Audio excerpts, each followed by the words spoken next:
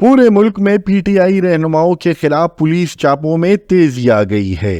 گزشتہ رات سوابی میں پی ٹی آئی رہنما شہرام خان ترکئی کے گھر ترکئی ہاؤس پر پولیس نے باری نپری کے ساتھ چھاپا مارا ہے۔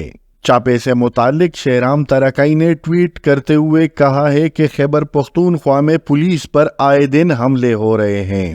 آئی جی پی پولیس خیبر پختونخوا کو پولیس دہشت گردوں کے خلاف استعمال کرنی چاہیے، نہ کہ پولیس کو لوگوں کی سیاسی وفاداریاں تبدیل کرنے کے لیے استعمال کرے۔ سوابی کا شمار ملک کے ان علاقوں میں ہوتا ہے جہاں پاکستان تحریک انصاف کو زبردست پذیرائی حاصل ہے، اور شہرام ترکئی کا خاندان ملک کے بڑے سیاسی خاندانوں میں شمار کیا جاتا ہے۔